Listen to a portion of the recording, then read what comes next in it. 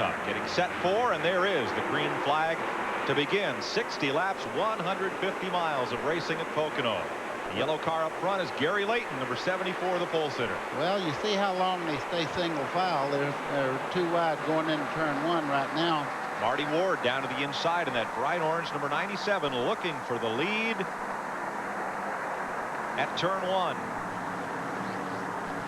Good clean start, single file. Ward has taken the lead. He's got a 3-car length advantage on Layton as they hit the Long Pond straightaway here.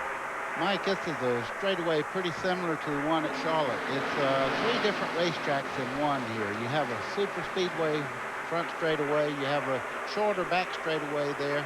This is like a road course turn 3 here. You can see them going way up high near the wall there. Whoa! Layton almost caught the wall and moving up for second spot. Andy Thurman, number 31, on the inside. Takes advantage of the miscue by the pole sitter and moves up to second. Well, that was a good move on Marty Ward's part there. That's not a 2-lane road through there, and he just gave way us early in the race. He knows he has the fastest car because he started on pole. Marty Ward in the Hooters Chevrolet, number 97. That bright orange machine is your race leader. Now in second, Andy Thurman. And dropping back to third, Gary Layton, that yellow number 74. 14-degree banking here in turn number 1. As you go down Long Pond to turn 2, there's only 8 degrees of bank, and turn 3 is nearly flat at 6 degrees. Well, you could see in turn 1 there, they run down on the apron in the middle part of the corner there. And the reason they do that is these cars weigh quite a bit. They're like 3,400 pounds. So when they go through there, they really get down on the bottom to give more racetrack and also set the car up so it'll come off the corner a lot cleaner. There's turn 2, and the battle is for second place, 74. Gary Layton trying to move back up and underneath the 31 of Andy Thurman. Now they hit turn 3, and this corner is virtually flat. See Gary Layton taking a wider approach off that corner. He's going a little too wide there. He needs to bring that baby back down as he starts down the front straightaway. What you try to do is hug the white line through that flat corner there and get a good run up and come off pretty straight towards the wall there. They'll have to deal with the white car on the right side of your screen is Jerry Rector, number 81, who's had a lot of success in this division at Charlotte. Rector takes over third place going into turn 1. And you can say he's carrying the mail because that's exactly what he does. He's a mail carrier and also the sportsman champion from last year. Glenn? Well, Mike, Jerry Rector has also had a good bit of success here. His only win in the Sportsman Division came here last year in this race. He is the defending champion. As I said, Wally Fowler was flagged the winner, disqualified post-race inspection. Jerry Rector was the winner of the race. He really likes it here at Pocono, and I told him I wouldn't say this, but he's really carrying the mail. That's what he does in real life. He's a U.S. mail carrier. Battle a little further back. Sherry Minter on the outside, giving way to number 4, Wally Fowler out of South Carolina. Change of position there. We'll complete 3 laps this time by. The bright orange car of Marty Ward is your leader here at Pocono. Andy Thurman runs in second. Jerry Rector is third. Welcome back to Pocono, the NASCAR Sportsman 150 on the speedway here. Winston Cup type cars with the older Monte Carlo and Thunderbird bodies and 2-barrel V8 engines. Mike, these things run a lot faster than you think you're running. You look at them down the back straightaway here, and they look like this is a huge racetrack, first off. But look at them when they start in the corner here. I mean, these things are really booking through here. They're picking up great experience for later on. Look at a number 98, Lester LESNESKI, middle of your screen, and on the right side, that is Mike Galt, number 17. They're racing for 6th and 7th. Marty Ward with about a 6-car length advantage. Here's 95 just ahead in 5th place. That is Steve Clark. LESNESKI's a great racer. He starts back in most of these races and always works his way up to the front. In Charlotte, he was a factor in every race there. It seems that he really understands how to draft and make the best of his race car. Henry Benfield has spun his Thunderbird. Gets it back underway. That's coming out of turn number 2. A little damage to the front spoiler. Otherwise, no problem. The North Carolina Highway Patrol on the doorpost don't think they can help him here. There's 31 Andy Thurman trying to hold on to second place. Jerry Rector is the man right behind. There's Rector. Chevy Monte Carlos. Well, you can see the aerodynamics working on that car down the back straightaway. The hood was just flapping around there. It's really getting a lot of downforce there where it, you know, gets fresh air from the outside there. Threw a bit of dust from Henry Benfield's spin. Let's check with Glenn. Well, hey, Mike, you know, you talked about the spin that Henry Benfield took. That could be very expensive. Now, Ken Schrader is the main sponsor on that car today, and he told Henry that if he finished in the top 5, he'd give him a $5,000 bonus. So Henry just spent a lot of money. Yeah, Glenn, I believe that as much as the rumor that Henry had offered to buy, or rather, Schrader had offered to buy Henry's team for $1.2 million. I heard that one today also. But it looks like they're having that much fun out there at least. Big battle here in the mid-pack. One car moves around Sherry Minter's machine there as they work their way down to turn number 1. Sherry's caught on the outside. Now she's back down on the low side, but going in that corner, you don't want to be on that outside because it's a lot of racetrack out there, but it's unusable. As you can see from the black marks through the corner there, everybody runs the low part of the number 1 and 2 corner. Just behind her, number 24, Don Wagner, both in Chevrolets. 12th and 13th place is the battle. Sherry Minter, when she's not behind the wheel of a car driving it, she's teaching it at the Buck Baker Racing School. Here's number 4, Wally Fowler, getting overhauled by Mike Galt, or is he? No, you don't pass on the outside there. Also, this whole racetrack, as you go through the corners, the place to pass anyone is on the bottom part. The lower you can get in the corner, the better off you are, no matter which 1, 2, or 3. This battle's for 7th place. Fowler, number 4, is 7th. Mike Galt, he is 8th. There's from the leader on back, Marty Ward. Up front and 2nd place, nose to tail as they've been for several laps, Andy Thurman and Jerry Rector.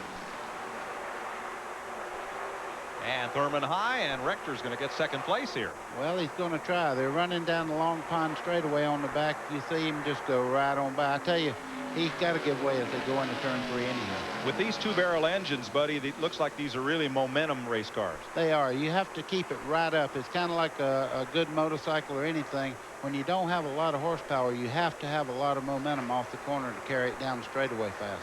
Glenn? Well, guys, Andy Thurman is driving a car that is owned by Andy and Gary Hillenburg. Of course, Andy Hillenburg is one of the stars in the ARCA division, a couple of wins already this year. And Andy Thurman is one of the instructors at the Fast Track Instructional School at Charlotte Motor Speedway. So we got a lot of guys out here trying to get some experience so they can take it back and teach to their students. Well, good student makes the best teacher. I'd say. Well, Marty Ward says he's not going to wait on anybody. He's out there about 7 or 8 car lengths ahead of everybody. You can see why. Look how well this car gets in the corner, right on the bottom, all the way through the corner. Now you start letting it drift out a little bit, make a nice wide approach off the corner and down that back straightaway. Buddy, I'm a little surprised. That turn 1 is banked 14 degrees, but they go in there and they run down on the flat on the apron going in. Mike, you wouldn't believe it. You need to go down there to make the car looser. If you go in the high side of the racetrack, it actually wants to push towards the outside wall. So what you're trying to do is keep the car on the bottom and let the back end kind of kick out so you can get a good run off the corner. There's 2nd place, Jerry Rector. 3rd place, Andy Thurman, and Lesneski is right there. I think Lesneski, boy, that's an easy name to say, huh? I tell you, he's faster than I can say his name. He's coming up through there right now and doing a fine job. You see that car is really tracking through the corner. And a lot of times, you know, people say, well, he doesn't qualify very well. A lot of times, a good qualifying car is not set up for the race. A lot of times, a good car that gets good side bite and all won't run for 1 or 2 laps. It's good for the long run. Looks to be about to make a move on Thurman. Drops down low. Oh, baby, he don't want to do that. A little too late. If you touch him there, he's gone. You see all them black marked folks? That was put there by the best drivers in the world. 4th place and 3rd is the battle. They're 2 black cars. Lesneski out of Porterville, California, where Dick Brooks came east to go Winston Cup racing from. 36 years old, Mark III insurance, Loctite. Sponsor that 98 car. They're 2.7 seconds behind the leader. Number 31 there, Thurman out of New Orleans. It's his 3rd race here at Pocono in the Weight Watcher Chevrolet of Gary Leffler. I was just fixing to say Thurman might as well quit looking in that miracle. Lesneski is on his way. He's looked to the inside 2 or 3 times. He'll run out of patience here in a second, stick it on in that corner underneath him, and I just hope they don't make any contact when they start in. All right, there's the Akita Chevrolet of Thurman, number 31. As Marty Ward continues to lead here at Pocono. Jerry Rector in second, and third held down by Andy Thurman.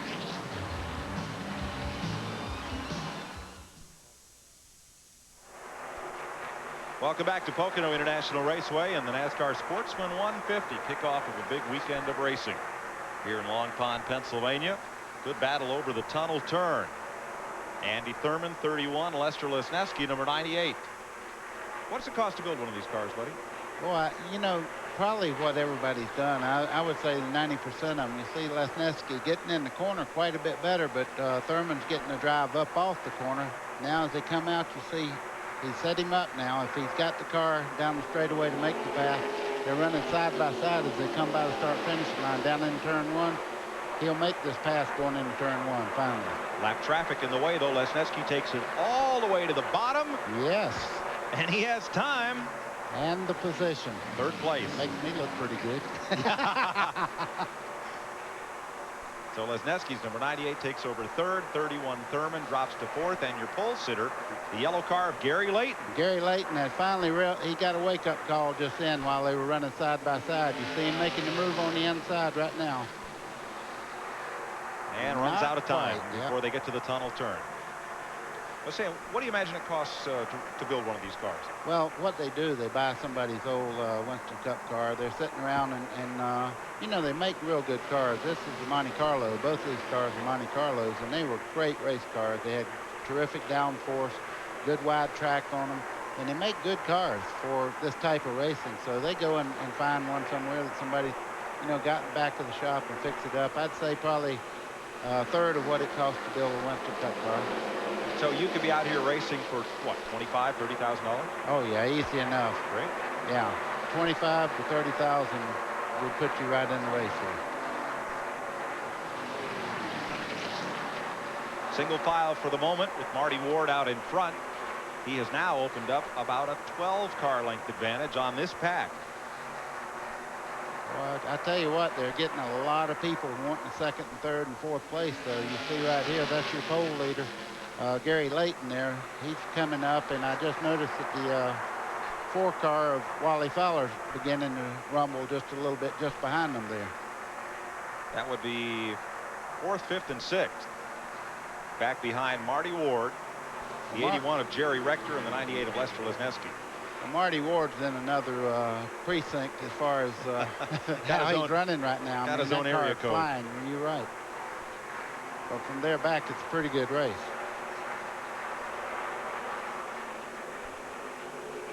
Fowler closing in on the pole sitter. It looks like, buddy, he's making a lot of his gains at the end of the straightaway and going into the corner. Well, that's where you make your time here. If you have a car that's set up right, you can drive it way deep into the corner here, and it pays off. Where a lot of racetracks, you back off early and get the car all set. Really, what you try to do is get the car in there hard enough where it does not stick too good. You want it to kind of plane along on the bottom of the racetrack. A little further back, Mike Galt, 17, with Steve Clark, 95, just ahead of them. Fowler has caught the 74 of Gary Layton. Question is, will he wait till the front straightaway to make his move? Now, what you do here, if you can follow the guy in and get right on his left rear corner, it'll make the car actually push up off the corner, the one you're following, and it makes it a little uneasy for the guy unless he has a loose condition. Then you tighten him up and make him run faster, and you can't catch him, man. So you got to look for a weakness on him and see how he's pushing out. Boy, oh boy, they make me look like I know what I'm talking about here. And Fowler now, once again, right on the tail of Layton. We have a spin down in turn 4. One car almost in the wall, stopped shy of it after a big spin up there.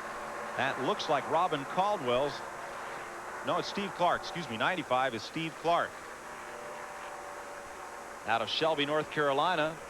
No contact to the wall. In the WRFX Chevrolet. You sure John Boy's not driving that? Look like John Boy. Wall puts out the caution. They're waving down in each corner.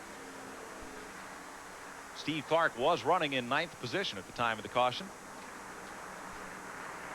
And I wonder, Glenn, will some of these leaders pit for fuel? They're not allowed to change tires unless they have spun and flat spotted tires, but might some of these drivers come in and try to top off so fuel will not be a concern? Well, yeah, I'm in the leaders pit right now, Mike, and they're definitely coming in. Marty Ward has led every lap so far, but they told me before the race started that anytime after lap 10 that they got a caution, they were going to come in and top off with fuel. His crew chief and the car owner, Lawrence Ledford, just verified that. He said, yeah, definitely, they're coming in. So I think we'll see all of the cars come in and top off fuel. This takes away that question of whether they can go the rest of the way. They certainly can, even if it goes green from here on out. So leaders will be in just a moment. 2 years ago here, Jerry Knowles ran the entire 150 miles without a fuel stop to win. I don't think you'll see anybody change tires. I think it'll just be a slash and go, because these cars, it was questionable whether they could go the whole distance. So now it's up to the crew chief to know how much to put in there to go the distance. One car did stay out. Actually, 5, 6, 7 cars have stayed on the speedway, led by Wally Fowler. The rest of the leaders have all come to pit road. And the leaders pitting. Here is Glenn. And Marty Ward brings his number 97 Hooters Chevrolet in for the pit stop. And this, as Buddy says, will be gas only. The tire rule is that they cannot change tires unless they have spun and flat spotted it. Ooh, close race out. Jerry Rector goes by him at the end. Marty Ward spun the tires getting out, but I don't know who they're going to give it to. They were by the NASCAR stop and go sign, so we'll see what they rule. But anyway, to clear up the tire rule, they can't change tires unless they spin and flat spot them, and the inspector says they are flat spotted, or if they cut one down, it's flat on the rim. So other than that, no tire changes. Mike, he proved he is the next racer. Going out of the pits there, did you hear him holler for the guy that was fixing to get bumped? You bet. 15 laps complete here at Pocono. We're under caution. Let's show you once again that race off pit road. There's 17 Galt, 98 Lesneski. Woo, that was close. A little close there. And the lineup for the restart. We'll be back with more of the Pocono Sportsman 150 right after these messages.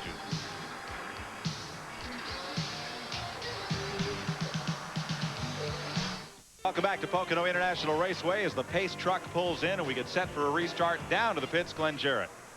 Well, we saw the number 31, Andy Thurman, running in the top 5 most of the day so far, but on the pit stop, something happened. This is car owner Andy Hillenburg. And Andy, what happened to the car? Well, when Andy was leaving the pits, the transmission blew up, and busted the case open, and kind of ruined our day. Andy was giving it a great ride out there. We're real proud of him. He's been doing a good job for us. He teaches at our driving school at Fast Track, and he's just been doing a great job for us. And doggone it, we got him broke, and maybe we can get it back going up front in July. Okay, better luck next time. We're back to green, and already there's a fight for the lead going into turn 1. Wally Fowler has it. He stayed out on the racetrack and did not pit. One of 7 cars to do so. There's Fowler out of Campobello, South Carolina. Well out in front of this field. He has run 16 dirt track races this year, won 13, finished second twice, and was leading the last one when on the last lap he broke a tie rod. Well, you see Marty Ward in the Dayglow car right there, 97. He's working his way back through there. 3 wide going down into the corner there. He makes it 2 wide. He's having to slow up just a little bit for a lap over car there as he moves along. He'll move right to the outside. He's on his way towards the front. Easy car to pick out in traffic, Buddy, but just ahead of him, number 81, Jerry Rector, is leading that charge to the front through the group of cars that did not make pit stops. There's Lesneski, the black-orange numbered car, almost getting together. Well, he's on the bottom side. He's making the pass as they come out of the corner there. Lesneski's in the number 98 black car. This is Ward going down the front straightaway. Passing Don Wagner in number 24. Ward in that bright orange Hooters machine. Chasing Jerry Rector toward the front of the field, where Wally Fowler has opened up a huge lead. There's Fowler. Big jump he got on the restart. Fowler better get on with it. Oh, man. In the wall goes Ronald Grindstaff. Out of Manchester, Pennsylvania, the Hair Pump Chevrolet. The yellow is out. Sliding through is Butch Mathis of Lexington, South Carolina, the Paragon Plastic Chevy. Caution's out again.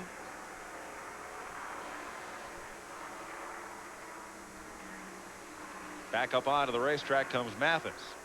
And also 62 Grindstaff's going to make it all the way around. Second caution of the day. Little damage there on the 42 of James LAMOREAUX. And a bit to the front spoiler and the right rear corner of number 41 Mathis. And once again, the all-terrain vehicle. Yeah, the pace truck is back out. Here's what happened.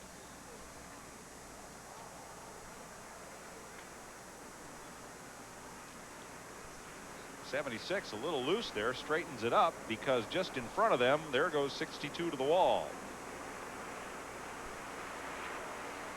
And you see the 41 car. Where is he going? Saw Henry Benfield miss a wreck. Yeah. Well, come on, we like Henry. Fowler the leader. Jerry Rector runs in second. Third, up to third is Bobby Fox, another of those cars that did not pit. He's off Long Island. Greg Sachs is his spotter today, the Winston Cup driver. Running in fourth is Marty Ward, who led before his pit stop for fuel. Mike Gauld is fifth. Lester Lesneski is sixth. Seventh is Gary Layton, the pole sitter. Eighth right now, David R. Smith. Ninth is number 14. That's Vic Casera in his first Pocono start. And in 10th, number 15, Bill Jarjabka as the green waves. And look at him, 5 wide, buddy. Oh, boy, I tell you what. They learn real fast. This looks like the Winston Cup start here where they get 4 and 5 wide down into turn 1. But watch them funnel down to a single file when they get in the corner down here. Fowler on the point. Fowler, Rector, and Ward, the front three. The battle is for fourth. Lesneski trying to get underneath. Won't do it there entering turn 1. And like you say, pretty much single file out of 2. But here comes Marty Ward working on 81 Jerry Rector. Boy, I tell you, Marty Ward's on a mission today. This race car is really hooked to the bottom of the racetrack. You see down the straightaway, he's pretty even with Rector, but when they start in the corner, look how he just goes about 2 car lengths better. Right behind them, 38, Bobby Fox Jr. off Long Island City, New York, having a great run here in the early going after not making a pit stop on that first caution. Fox in the Mobil 1 Chevrolet running fourth. Look at him pull up. I tell you, Fox's car is really fast. He's the 4th car in that line there. When he started in that corner, he pulled Lesneski about 4 car lengths. But as you can see down the straightaway, I believe Lester's car is a little bit quicker. Lesneski has the straightaway speed. He's going to pull the yellow car of Gary Layton with him down into 1. Mike, this is a draft just like you see in Daytona. The front straightaway here is so long that these cars can get nose to tail like that, and it boosts the horsepower on these cars. It pushes them right along. Junior Green comes onto pit road. Here's the battle up front. Wally Fowler, Marty Ward, and 81 Jerry Rector.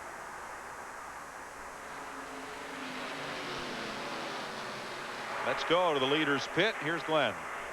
Well, this is Stacy Fowler. He's a cousin to the driver, Wally. Everybody down here is a Fowler, so I don't have any problems. But Stacy, Wally told me before the race, you guys are going to try to make it all the way. Is that still a strategy? Yeah, everybody else come in for fuel, but last year we come in and nobody else did, so we thought we'd try it their way this time.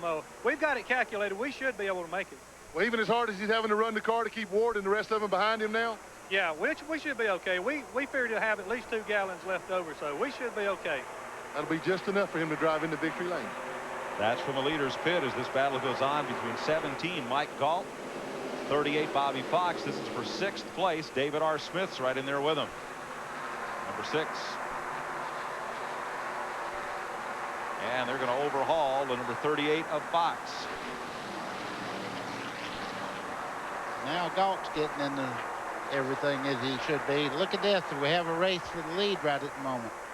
Marty Ward up the inside as they go down Long Pond straightaway. 3,000 feet. That's as long as the backstretch at Daytona. And Ward going into turn 2 will take the lead. Yeah, Fowler might as well realize you can't go in there too wide. You have to single file. Now what he tries to do is come back on the bottom across the short chute and get up under to make the pass back, but he can't do it. There's Layton right on the back of Lesneski. Look at Lester, how he goes in that corner. That 98 car is really fast. He's 4th in the lineup right now.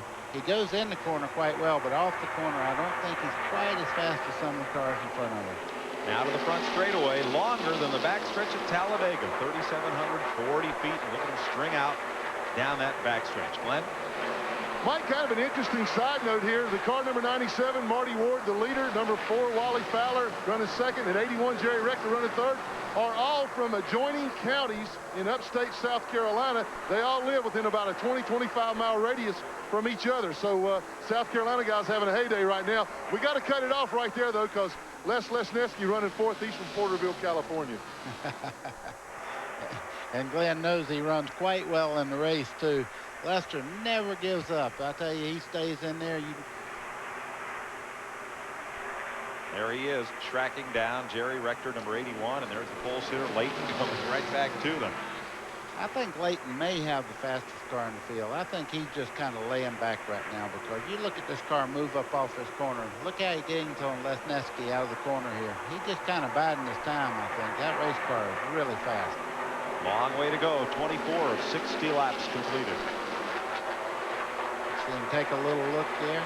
That's what you do here, Mike. You watch your temperature gauge, and down the front straightaway, if you're having a little heating problem or something, or you want to cool the car down for a run, you move to the left or right and get a little fresh air in front of the car, and then you make your run at it. Out of turn number 1 with his 14-degree bank and into the long pond straightaway. Marty Ward drove in the All-Pro race at Greenville Pickens. We televised here on TNN in April. Plans to run 5 Busch Series races this year. Wow, that's pretty impressive. You see Fowler moving back there on Marty Ward down that straightaway. I believe he's the measure for him. I think through the corners, though, that Marty Ward may have a little bit better car. It's the most important thing at this juncture, buddy, is not to lose the lead draft. Yeah, that's the whole thing. A lot of people look at this racetrack and they say, well, it's got flat corners, and they kind of put it in perspective as a short track. But, man, when you have straightaways as long as you have here, drafting is everything. In fact, for these cars, I wonder if all the way down the front stretch, through turn 1 and up the back stretch to the tunnel, is treated like one big straightaway. Mike, in a Winston Cup car, is 200-300 RPMs better when you're running with somebody of equal, you know, if they're getting around the racetrack. You see Fowler looking to the inside here. He's trying to make a move on Ward down the back straightaway. Now, this should pull Jerry Rector right up to these two. Rector is about 8 car lengths back as they're side by side, and now it's Ward who may have to give way. You can go in this corner 2 abreast. Hard to come out of it that way. Might give way. Yeah. This isn't a multiple choice. Yeah, all right. You see Marty Ward now. He's back in the draft now. He's probably got a car that he can move right back up there and maybe try to make one of these Earnhardt passes where you let them go by and then slingshot back by them. But, buddy, look what they're running side by side did. It brought the next 3 cars right up with the leaders. Fowler's got a little kick there. He got through the corner a little cleaner. He's got about a 2-car length lead over Marty Ward. But the draft works. Yeah, you can see him coming back up in there. Ward in the orange car, Rector in white, LESNESKI in black, and the yellow car, Leighton, all pulled down on the leader as they go through turn number 1. We've completed 27 of 60 laps here at Pocono. We'll be right back. Welcome back to Pocono, and the NASCAR Sportsman cars running 150 miles today. Those two have hooked up together, Fowler in number 4 and Ward in 97, keeping close tabs on one another. And another spin, second time around for Ronald GRINESTAFF in 62, the Hair Pump Chevrolet out of Manchester, Pennsylvania. That Petty Blue machine makes its way out of the infield grass. Down at turn number 1, we are still green. Yeah, no caution. No caution this time. I see the halfway as they come by the flagstone. 30 laps to go. GRINESTAFF makes it back onto the raceway without incident here. Boy, oh boy. You see Fowler right now, he's right on that white line through the corner. He's getting a tremendous drive up out of the corner. He's pulling Ward just a little bit as they come out of turn 2 down the back straightaway. But, buddy, that's the really interesting thing about Pocono. Every straightaway is a different length. Every turn is a different radius and a different banking. It stands to reason the car that's strong at turn 1 may not be as strong as somebody else at turn 3. I'll ask you a quiz. Where would you want to run the fastest? Turn 3, that's the turn before the finish line. Turn 3. How about I you? guess you don't call that turn 1, 2, 3, 4, 5, 6, huh? No. Okay. I always count corners. I know They got you a do. straightaway in between them as a turn. Okay. So this would be turn 5 and 6. That's it. Okay. So where would you want to be strong? I would want to be fast in the flat part of the racetrack. The car will get through the bank part of the racetrack better set up wrong than it will in the flat part. If your car's pushing out, coming off the corner on the flat part of the racetrack, you're doomed. So too, you like that turn that leads to that finish line and the payday. And you're exactly right. Okay. We might count different, but we think alike. Glenn, would you rather have a car good in 1, 2, or 3 here? Yes. Yes. All 3 places. But I think you're exactly right, Mike. With the limited horsepower that these cars have, both of you are right. You've got to get off that last turn properly to get the RPMs up to carry you down this long straightaway. If you lug it coming off that corner, you're not going to pick the RPMs up until way, way late down the straightaway. They're going to pull away from you. So obviously, I think that is the most important corner if there is one. And I thought it was like turn 8. Oh. See, buddy, we just See what I started? No, we just like to have a car. Well, that's weird speaking. Whoa, Rector got way out coming off the corner there. He just about spun. You see LESNESKI moving up there to try to take that spot away from him. The reason for that, he was completely sideways coming out of turn 4 just now. And LESNESKI has the inside. Leighton in the yellow car, the pole sitter, is going to go with him. Third place will change hands right here, and maybe 4th. Wow, No. that could have got tight there. Woo. Yellow is out. In the wall is number 95, Steve Clark. And car number 8, Tom Sherrill, is down to the inside. That's turn 3, that flat corner that's been so tough to master. Wow, you talk about a right front bent up. Look at that. And the stack of rock and roll radio records has been severely shortened there I'll at say. the front. Oof. That car will not make the top 40 hit list today. Number 8 pulls on to pit road. That's Tom Sherrill out of Mooresville, North Carolina, the Congolium Chevrolet. Third caution of the day comes out of lap 33, just past halfway. Good news for Wally Fowler. Those caution laps use less gas, so making it the distance is not his concern. Mike, he's not worried about anything, it looks like. I mean, he's not even running second right now, drafting along, trying to conserve fuel. He must feel that he's really got it together and not worrying too much about it. Boy, a lot of damage on the number 95 of Steve Clark. 33 laps are complete here at Pocono. We'll be back with the NASCAR Sportsman cars after this. 35 laps complete this time, looking for a green flag. We're racing. And instantly they fan out 5, make that 6 cars wide. Well, Fowler brought him down pretty slow there for a start at Pocono, and that's why you see all these cars there, 4 and 5 wide, going down into turn 1. Things fan out and then funnel back together. Marty Ward still in second. LESNESKI now third. Jerry Rector fourth. Boy, oh boy, when I used to race, if I seen somebody coming for a slow start like that, I would drop back about 20 car lengths and try to time it where I really had him when he nailed it. I'd be coming at full force. Nose to tail for the lead. The driver who brought out that caution flag was Steve Clark. Glenn's with him. Steve, a lot of damage to the right front, right side of the car. What happened up there? Just got a little loose coming into 3 up there. Another car got up underneath of me, and I went in a little bit high, and I tucked it down low, and I just lost it coming off of 3 up there. It's pretty slick up there right now.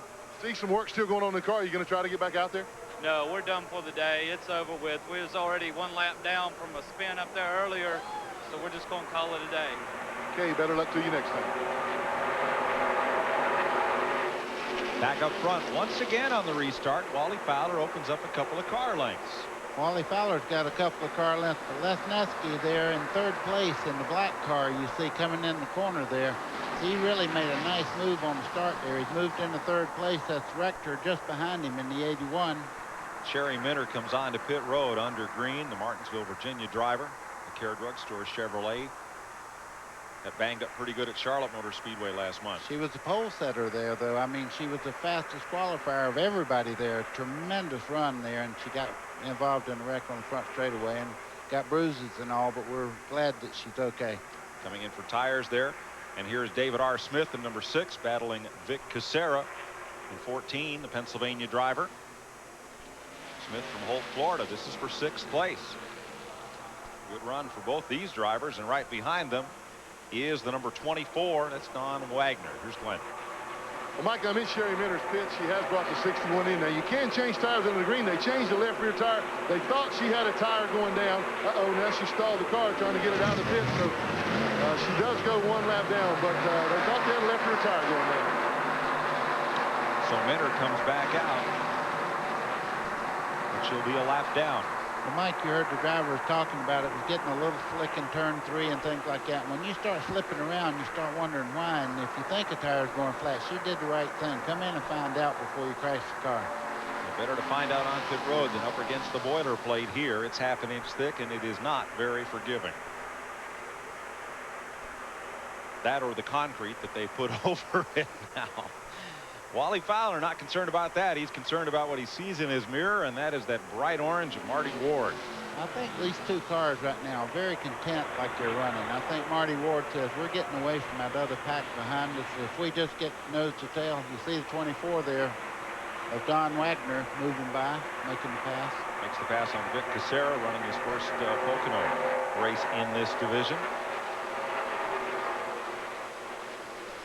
Here comes Henry Benfield. Of course, he's, I don't know whether it's position or not, but he's running quite well in the 11 car. Henry's on the lead lap, the only Ford in the field. Gas man for Junior Johnson on Sundays in the Winston Cup ranks. Benfield, number 11, takes a nice clean line there. Let's move up to the battle for 3rd, where Jerry Rector in 81 goes to work on Lesneski. Well, that's the position there. When you make that move that far up, he's going to lose probably 2 positions here. Here comes the pole sitter, 74, Gary Layton. Tell him you can't do that, Mike. Would if I could. There we go. But he did it. That's 2 spots there. Maybe 3. 17, Mike Galt. Out of Gaffney, South Carolina, moves up and passed. Mike, what happened there? He had a bad angle getting in the corner. He was too wide, and that wall comes right up on you when you start off the corner, so he had to back out of throttle, and you see it cost him 3 spots. Lose your momentum, and back you go. Glenn? Well, guys, Mike Galt, as you said, Mike, he is from Gaffney, South Carolina, another upstate South Carolina Sandlapper connection. Mike started 6th. His family owns the Cherokee Speedway, a dirt track that's been running for as long as I can remember down in Gaffney, South Carolina. So he's got a lot of dirt track experience. That experience is looking pretty good today. Awfully good run for Mike. And that Speedway on the back of the car for Mike Galt. And back up front with the leaders, Wally Fowler and Marty Ward. 21 laps to go. Make it 20 this time by. And now, as we've seen, Buddy, on each of the last couple of restarts, Fowler will get out there, but then Ward inches back up to him after they've run a couple of laps. I think what Ward's doing right now, he's using the draft to get away from these cars behind him. And if they pull out far enough, then he takes those cars out of competition as far as taking a position from him. Then he can worry about winning the race. Good point, because last time Ward went for the lead, when they got side by side, it brought the next 3 cars right back up to them, and then it was a 5-car battle for the lead. Here are those 3, Jerry Rector in 81, Gary Layton now in 74, the yellow car, and Les Lesneski in 98. Back behind Galt, number 17, who is 5th. I am seeing a few. Oh, in the wall, Sherry Minter. Yeah. This will bring out the caution. It happens at turn number 3. Or 6, depending on how you're counting. And folks, I'm kidding here. On an oval racetrack, there's Sherry's moving around in the car, so she is okay. As Buddy says, if you have a straightaway on either side of the corner, the first half of that corner going in is turn 1, and the half of the corner coming out is turn 2. Right. And that's why, if you look at it that way, this track has 6 corners as opposed to 3. You see a little damage on the left rear corner of Minter's car there. She just backed it in the wall, but she didn't hit hard. I'm sure as I speak, she's driving away from the accident.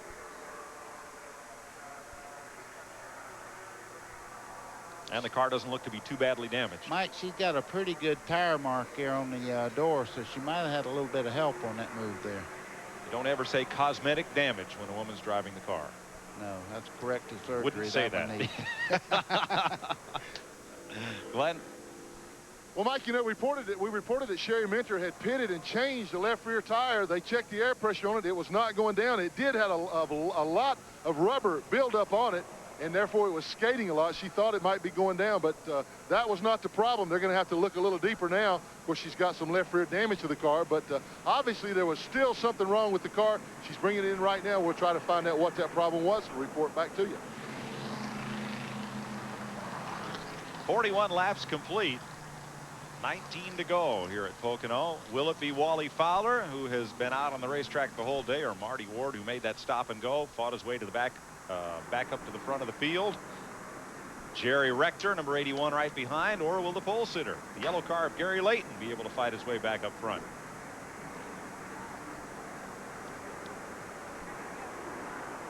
Look at the rest of the field as we roll around here under the caution flag at Pocono. Looks like we'll be looking for green next time by.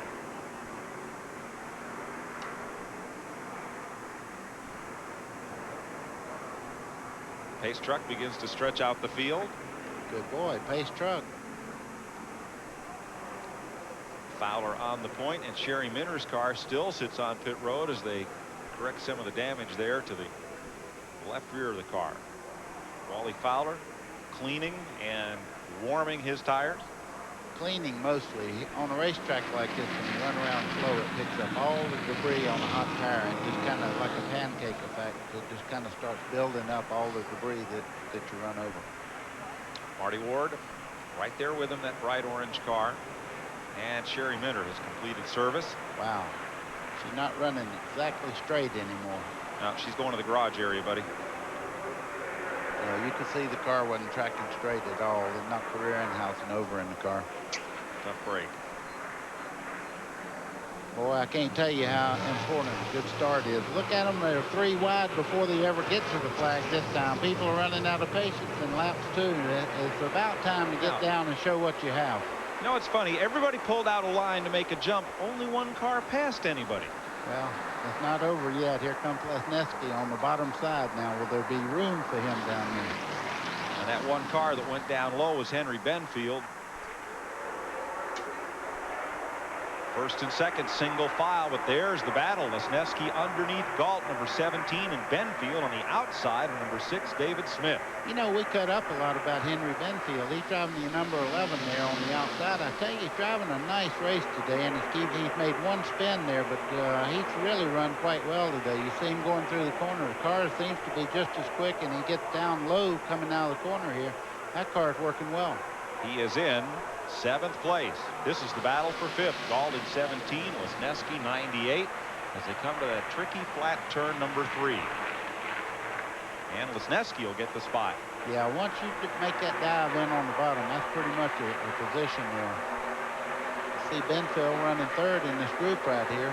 That's 7th overall. Really well. 7th place. He'll be hard to live with this week if he happens to run in the top 5. There he is to the inside as Benfield. Henry Benfield to the inside on LESNESKI. Tries to make the move on Galt. He's got the room. Didn't quite have the speed going into the corner. Now, we joke about Benfield. It should be no surprise he's a good race driver. The time he spends working on that Junior Johnson team may give him an edge on some of these fellas in the underhood department, as here's 74. Gary Layton goes for 3rd against Jerry Rector. It's just that Henry Benfield is the biggest practical joker in the NASCAR garage area, and he's such a cut-up that you wonder how he could take this seriously, but he does. Oh, you bet. All you truck drivers out there in the audience, stand up and cheer, because that's what he does every day of his life. He drives for the Junior Johnson race team. And there's Benfield right to the inside of Galt, who's coming right back after him. Turn 3. Wow. I'm pretty impressed with Galt, able to stick with him off that corner on the outside. That's the first one that's been able to do that. Benfield gave him a lot of room. It's Henry Benfield's 5th sportsman race here. His best finish was 11th in 1993.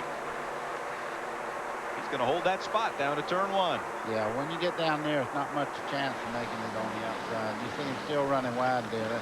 That car is not handling well enough to stay on the bottom of the racetrack. It's going to cost him position. These cars are 5.3 seconds behind the leader as he battles that teal-colored car of David R. Smith, number 6. And 38's fought its way back up there. Bobby Fox Jr. and the 14 of Vic Casera, the rookie. gives way to Fox here as they head for the tunnel turn. They give way and him on the bottom of the racetrack. That's the first time I've ever seen that. First time here. Oh yeah, well, experience means a lot here. He had the preferred line, but I guess like you say, he'd rather finish this race and get experience than make a mistake right now. That's right. Any day you can drive your car up onto the trailer when it's over is a good day. Third place, side by side, Jerry Rector, 81, 74, Gary Layton. A lot of shuffling right behind them. Battle for third into the corner. Rector's going to take it. Layton will have to roll out, fall in behind Rector going in the corner there. They need to really get hooked up and try to run down the front too, because they're getting away from them right now. As you can see, there's about a 20-car length gap there. Change back at fourth and fifth place as well. LESNESKI dropped a spot there as we watch the battle for third place. Rector and Layton, 15 laps to go. There are the leaders. Wally Fowler in number 4. Marty Ward in 97, and look at the advantage they have built up over third and fourth. I just tell you one thing. I was just watching Marty Ward go up out of the turn 3 there. He's got a lot of race car there.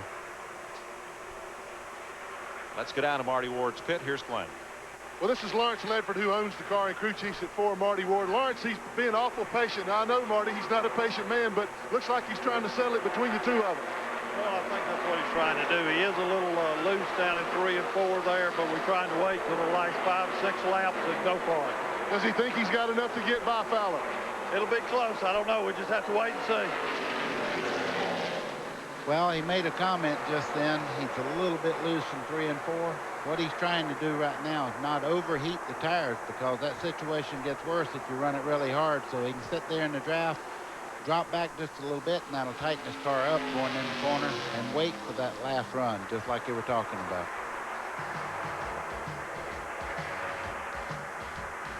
$14 laps to go. We'll be right back.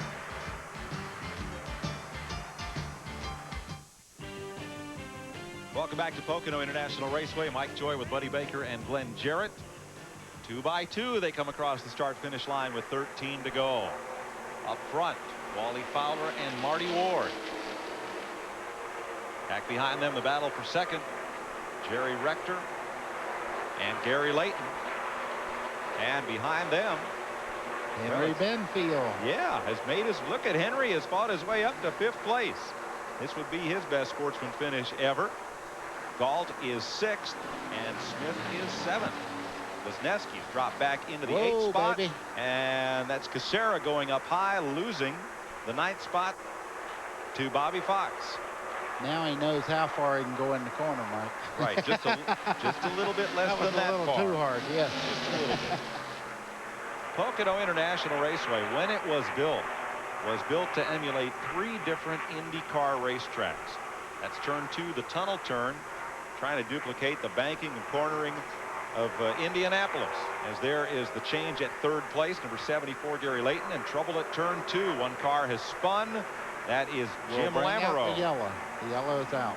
And he has shortened up his number 42 Chevrolet, the Sportsman Club Chevy, out of Sweet Valley, Pennsylvania. Mike, this is something the leaders did not want to see happen. That brings all the cars up now. Everybody's back in the lead draft. They had broken away, and it was pretty much a 2-car show. Now it's who wants it the most. That's it. Lamoureux was running in 13th position. And it'll be the 5th caution on the day. You know, you could land a good-sized airplane on that front straightaway. And have. Here's Glenn. Well, buddy, you mentioned the leaders didn't want to see this, but Marty Ward does. He thinks that he might be able to take Wally Fowler on the restart. He thinks that's the only way he's going to get by him. They don't run. The caution doesn't cool the tires off enough for him to tighten his car up any. As Lawrence Ledford said, it was a little bit loose. So Ward's looking for this chance maybe to get that lead away from Wally Fowler on the restart. Can he keep it? That's the question. We'll find out. There are 12 laps to go here at Pocono in the Sportsman 150. TNN's coverage continues after this. TNN's coverage of the Pocono Sportsman 150 continues. The pace truck is in, and they're going to look for the green this time with 10 laps to go. Your leader is Wally Fowler. Marty Ward is second. Jerry Rector is third. Pole sitter Gary Layton is fourth. Mike Galt trying to battle with Henry Benfield there for the fifth spot. Lester Lesneski and David R. Smith. Green flag waves. Now look. 10 long laps to go. And there's 8 cars wide. It's feeding time in the aquarium. Everybody's coming towards this. I'm telling you, look what a line up there. There were 6 wide there going down toward turn 1. There's only room for 2 lines into this corner. 3 wide entering the corner. Squeezes down to 2. And Rector's on the outside. 6 is loose. That's Smith. He may hold the spot there. Boy, Benfield got shuffled way back. From 5th back to 8th. Good. Henry, you're going to have to do better on restart. Galt up underneath the number 24, which is... Galt makes the move going into turn 3. He should be able to make this pass without much trouble. At 24. There we go. That's what... Real loose. Mike, that's what you get for running wide in that corner. Yep. Oh, trouble. The rookie Casera is in it. So is Red Everett, number 22. And for the second time today, that's 41, Butch Mathis. Oh, ugly. Man. Red Everett, 57 years old. And evidently out for the day out of Fair Forest, South Carolina. Crashed in flames of Charlotte last year. Made the cover of Stock Car Racing magazine. Not the way you want to be the cover shot. You seen Red Everett cut the switch off on his car. He looked down and he could see the car was running awfully hot there. It was smoking out of the tailpipes also. He busted the radiator on that car. Climbing out, Butch Mathis. Lexington, South Carolina driver, Paragon Plastic Chevrolet. Let's show you what happened. There's Lesneski, left side of your screen. Oh, it was Casera, the rookie driver, who spun. Wow. Gets T-boned. David R. Smith hit him right in the door. And there, 22, Red Everett piles in. And the 41 kind of backs into it, Butch Mathis. Wow. Tough break for Casera. He had a good top 10 run going here. Here's another look at it. You see Casera get sideways there, and I mean, he's hit right in the driver's door there.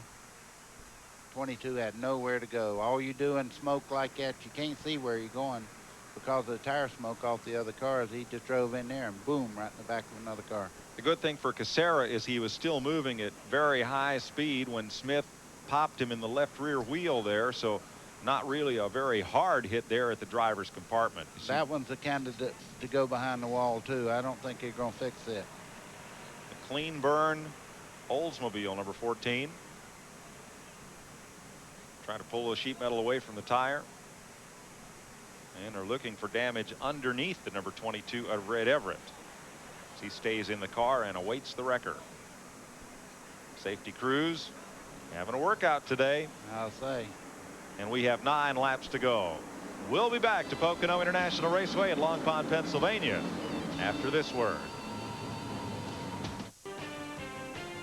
Getting set for what we hope is the final restart of the day. There will be 4 laps to go when they come around. And Glenn Jarrett is counting his pennies in the Wally Fowler pit. Well, Mike, the crew is. They're all intently watching to see if Wally can hold him off on this restart. This would be his biggest payday ever if he'd win this race. He'd win. Does anybody know how much this race pays to win? $3,600! I guess they do know how much it goes. Wally, you better hold on, buddy. They're counting on you. Look like Richard Dawson there playing Family Feud. Oh, man. And now the Fowlers from South Carolina. All right, set for the restart. It'll be 4 laps to go. Wally Fowler in number 4, that bright orange nose peeking out is Marty Ward. Boy. And here they come. Oh, 8 abreast this time. Wow. I wouldn't be too sure somebody don't get a black flag out of that jump. Look at the black car, LESNESKI. He picked up a couple of spots. Right in the middle of that pack is Galt, the black car number 17, but the 2 leaders stay hooked up nose to tail. Jerry Rector in 3rd. LESNESKI is 4th on the inside. Galt is with him. And it's 5 cars battling. That's Benfield in 11 and 74, the pole sitter in yellow, Gary Layton. Yeah, they didn't get to jump on Benfield this time like they did before. He's really moving up. You see him, he's the 2nd car on the inside here. before he was shuffled way back. This time he got the jump on them. And he's got the preferred line along with 98 LESNESKI. They're going to carry it in there, 2 abreast. 17 Galt on the outside. He's high, but he's going to get that spot. Whoa, he's in the baby. dirt. He's okay. LESNESKI, though. Now you see Benfield making a move on the inside, but it's 3 wide going in this corner. Somebody has to give, folks. This won't work. Gary Layton way low, and they almost take the nose off Galt's car. Here comes Bobby Fox, the Mobile 1, number 38. Picks up 2 spots on that interchange at turn 3. Wow. 3 to go. Number 8, Tom Sherrill, trying to battle back up with that group. You know, Marty Ward was hoping he could get a jump on that restart and get ahead of Fowler there, because he said if he's going to pass him, it's got to happen on the restart. He does not think he has the car to beat him. But, you know, drivers will tell you a fib when it comes right down to it. All right, first and second are just 2 car lengths apart in the Long Pond straightaway. 2.5 laps to go. A little further back, here is 4th and 5th place on back. That's LESNESKI in 4th, number 98. And the yellow car of Gary Layton in 5th. Layton will make this pass going in the corner. LESNESKI's car is real good on cold tires, but as they get hot, he starts pushing out off the corner. Bobby Fox, 38, moving into the picture, along with Henry Benfield and 17, Mike Galt. Up front, though, it's heating up. 2 laps to go. Well, I believe Marty Ward's going to make this thing a race right down to the end, because you see him just tucked in there. He's drafting along. He's trying to take Rector out of the fight there. Right now, he's trying to build up a little cushion before when he makes it 2 wide down the back straightaway.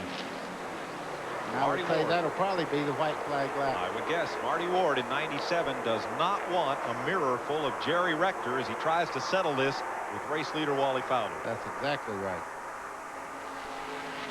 Tell you what, Fowler, though, he's bad to end up in first place at this racetrack. Back at 5th place, side by side. 1st, 2nd, 3rd, 4th. 5th place, the battle. LESNESKI still holding on. Henry Benfield and 17, Mike Galt. Galt looks to the inside. He's up under Benfield. They start into this very flat corner. He should get by Benfield pretty easy right here. Might sweep up and repay that favor of 1 lap to go. No, plenty of room between the 2 of them. And the white flag is in the air. 1 lap to go. As they say in show business, it's show time. The crews are pulling for them. They come down the front straightaway. Last lap, one of these 2 drivers 2 miles away from the $3,600 payday. Ooh, a little loose there was Fowler. Fowler's driving it for everything he's got right now. Boy, he better keep it up, because you see right behind him, Marty Ward's really putting the heat on him. And still Galt battles now with LESNESKI, trying to move up to 4th place. And that's Henry Benfield and the number 11 there. He's going to try to make it 3 wide if he can get up there. Not quite. Bad place to be 3 wide going into that tunnel turn. Now, buddy, these cars up front, they drag. Oh, Galt is loose. I mean loose. That was a wreck that didn't hit anything, folks. He saved it and only lost 1 spot. 6th car is wrecked. That's David R. Smith. Here come the leaders. Well, it's down to this. You see them both weaving. I don't believe he'll be able to get Fowler. You see him sideways. And Wally Fowler of Campobello, South Carolina, makes it 2 in a row over Marty Ward. Benfield hangs on to beat Bobby Fox to the line as Galt got a miraculous save to hold on to 5th place behind LESNESKI in 4th. 3rd place, Jerry Rector. Mike, Fowler had the preferred line off of that corner. You could see Marty Ward get sideways coming up out of the corner. That was just what he didn't want to do, is break the rear wheels loose. Great finish as Fowler beats Marty Ward by just a car length and a half here at Pocono. We'll be back.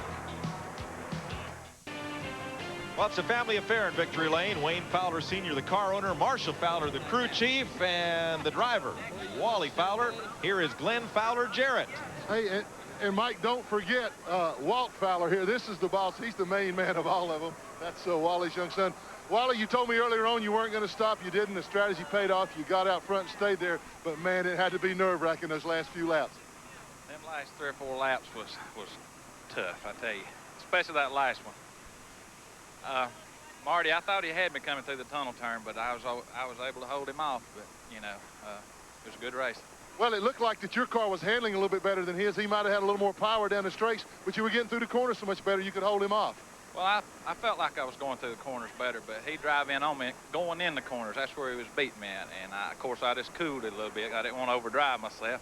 It ain't often I run on a track this big, you know, so I just cooled it. Well, congratulations. You cooled it, got you here in victory lane. Congratulations to you, all the crew. Great work, guys. Great call from the pits. And remember, this man still needs a sponsor. He's a winner. Mike Joy. Thank you, Glenn. Congratulations to Wally Fowler. Marty Ward finishes second. Jerry Rector is third. Gary Layton, the pole sitter, fourth.